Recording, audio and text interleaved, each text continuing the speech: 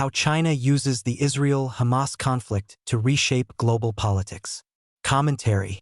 When the war between Israel and Hamas broke out, the world's attention was fixed on the immediate crisis.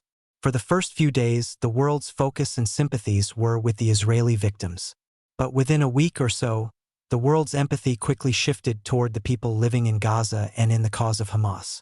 However, throughout the war and the numerous efforts to achieve peace, the Chinese Communist Party has viewed this conflict not as a problem to be solved, but as an opportunity to expand its global influence.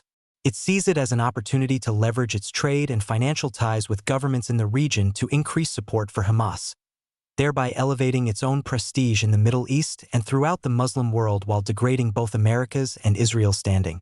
It's also viewed as a strategic effort to erode U.S. influence and establish the CCP as the new power broker by consolidating its standing with nations opposed to the West.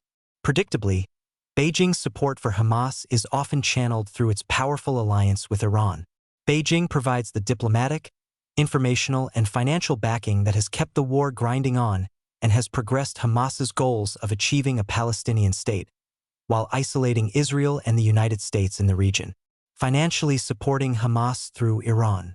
For example, China is Iran's largest oil customer, and even though China buys it at discounted prices, this much-needed cash flow into Tehran bypasses U.S. sanctions and not only helps keep Iran afloat.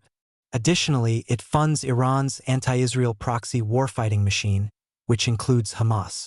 What's more, China has deep military and technology-sharing relationships with Iran. Although there is no clear evidence of direct military transfers to Hamas, Beijing's strategic partnership with Tehran creates a fertile environment for the flow of weapons designs, drones, and military know-how that ultimately strengthens the entire axis of resistance. Diplomatic coverage at the UN and elsewhere. China is also a major counterweight to U.S. diplomatic efforts at the United Nations. As a member of the UN Security Council, China often blocks or hinders U.S. efforts to pass pro-Israel resolutions.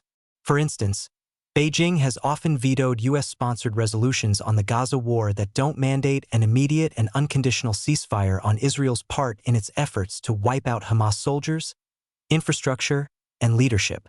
This anti-U.S., anti-Israel behavior aligns China with most Arab, Islamic, and developing nations. The message the CCP is sending is that China is an ally of the oppressed peoples of the world.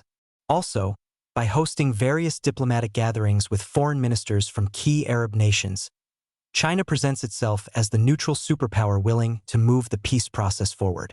In contrast, the United States is portrayed as a biased superpower in an effort to reduce its role and influence as a valid mediator in the region. Controlling perception through propaganda. If the first casualty of war is the truth, the CCP is as complicit as Hamas in spreading disinformation.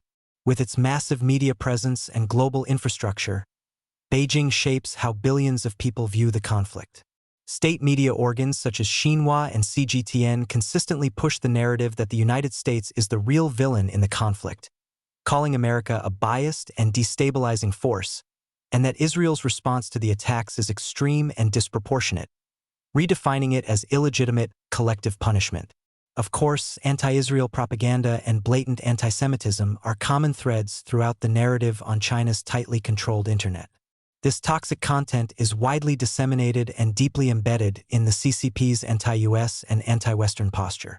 Strategically, it's another key part of the plan to leverage the Gaza war to undermine the legitimacy of Western democracies in the minds of Arab/Islamic leaders and those of the global South. Leveraging intelligence and digital influence. Related to these efforts is the CCP's application of its intelligence apparatus and digital influence to manipulate the political discourse about the war in Western countries. The idea is to divide the populations of the Western democracies through skewed social media reporting and biased intelligence reports to influence political leadership and weaken their support of Israel and the United States. The desired outcome is to disrupt political discourse and discredit the U.S. political system, making it look weak and ineffective on the world stage. What's more, Chinese media platforms support and/or promote pro-Palestinian activists and artists that directly or indirectly influence public opinion, benefit Hamas, and divide the people in democracies. This battleground is not in Gaza, but in the hearts and minds of young people in the West. Humanitarian aid as a soft power play. Beijing's very public humanitarian aid to Gaza not only helps Palestinians, it bolsters the image of China in the eyes of the Arab world, making it look more like a global humanitarian rather than the world's largest slave state, providing both financial support and basic necessities, as well as infrastructure assistance. The CCP has successfully built China's reputation as a friend to the Palestinian people and the Arab world.